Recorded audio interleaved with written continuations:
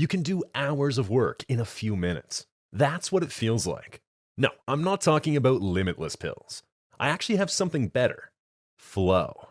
It's when you're deeply focused, distractions fade, your body and mind work in perfect harmony, and time zips by. Like when you start watching videos on productivity and suddenly it's 2 a.m. But imagine you could harness that time traveling power during your work. Elite athletes and academics can use it at will to speed up their learning and skyrocket their productivity. But it's available to all of us. No need for eye of the tiger montages or spandex. I low-key feel like a productivity Buddha, having spent at least 3 hours in flow every day for the last 4.5 weeks while researching this video. It all began with Mihaly Csikszentmihalyi, a psychologist who coined the term flow back in the 1930s. He uses the term to describe a mental state that some of us call being in the zone, and others call seeing God after 6 cups of coffee. According to him, things like Beethoven's symphonies, LeBron's entire career, and doing surgery on a grape are all examples of masters of flow doing their thing. Yes, I know it was 2018, but it's still crazy to think about. While I'm no master, I find flow in writing. To me, typing is like a magical portal where time bends, deadlines disappear, and the words dance onto my screen. My hands touch the keyboard, but all of my focus is on forming sentences and ideas. Flow allows you to let go. It allows you to Jedi mind trick your inner critic so you can smuggle those Death Star plans or finish that project, whichever. It sounds too good to be true. But flow is not just a metaphor for greatness. It's a measurable, repeatable phenomenon. The trouble is, Dr. K says you can't force yourself into a flow state. It's literally impossible. Just like you can't force yourself to go to sleep. And I can't forget the image of Dr. Hubie with his 5 girlfriends. But there are 3 things that Dr. K says can help us get closer to flow. Number 1, to achieve flow, your brain needs to be stimulated, like a kid in a candy store. But too much stimulation and you'll be distracted, like a kid in a candy store. So what we're looking for is eustress. It's what the scientists refer to as positive stress. How do we get the right amount? Modulate the difficulty of your task. According to another expert, Rian Doris, you should try to work at exactly 4% beyond your current skill level. Who is this Rian? Why should we listen to a man whose name sounds made up? And how did this mystery man come up with such a specific number? Well, he is a world-class expert on flow, who's used his concepts to train Audi and the US Air Force. And I'll tell you more of what he has to say about flow in a little bit. But first, let me move on to the second way Dr. K can help you find flow. He says you need to stop thinking. One of the big factors of flow is the dissolution of your ego.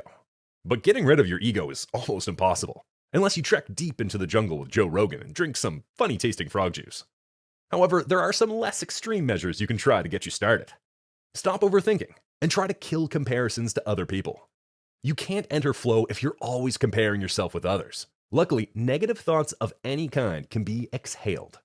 I know it sounds like I've gone full wee-wah DMT tree spirits on you, but trust me. Deep breathing has been scientifically proven to relax you both physically and mentally. Finally, the third thing. You can't be thinking about deadlines, your phone, what you're going to make for dinner, or why you have the sudden and irresistible urge to alphabetize your spice rack. You have to stay concentrated. Dr. K recommends to stay as engaged as possible. It'll be hard at first, but just like riding a bike, the more time you spend in the seat, the less time you spend falling down.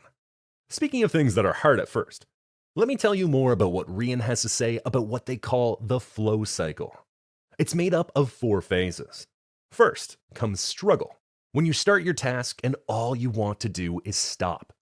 Just like the first 5 minutes of a run, you come up with every excuse to stop. It's raining. You're in a dog park with no dog. Your knees are on backwards. You haven't got your running license. But be persistent, and you'll train your ability to work through the hard part. The next stage is release, where you break through the struggle and your brain starts to relax into the task.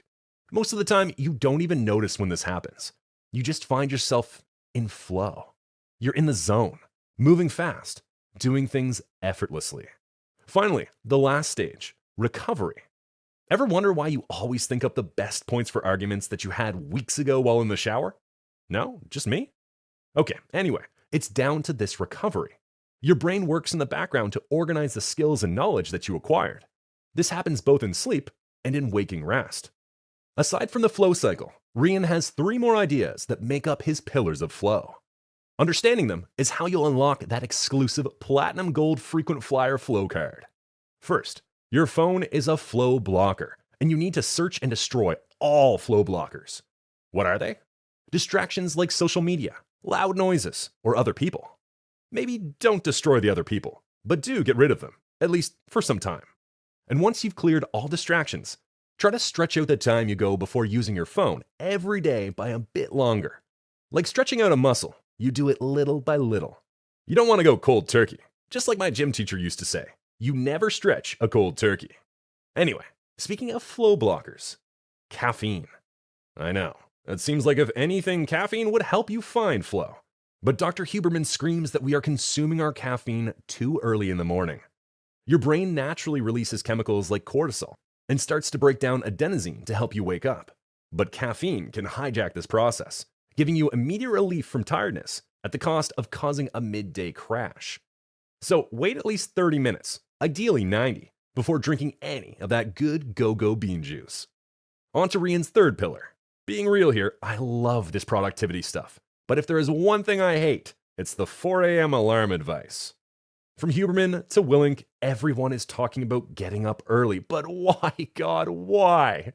Well, it turns out your tendency towards flow, or your flow proneness, is highest first thing in the morning. So as much as it pains me to say, getting up early is key.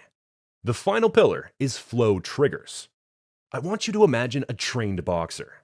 If they're any good, they'll enter flow every time they step into the ring. 3 factors exist on the canvas which put them in flow. They want to win, their opponent is the same weight and close to their skill level, and getting punched in the face sucks. So, what have we got? Clear goals. Win the fight. A challenge or skill balance, the well-matched opponent. And immediate feedback, a brisk fist to the face. So, practice all these elements and you'll be flowing like Floyd Mayweather. But just because you're in flow while studying doesn't actually mean you're learning any faster. If you want to do that, you need to do 2 things. First, scroll down to just under the video and tell me in the comments how good that subscribe button looks. Flashy. I know, right? Click that and then hop on over to our video on how to learn faster. See you there.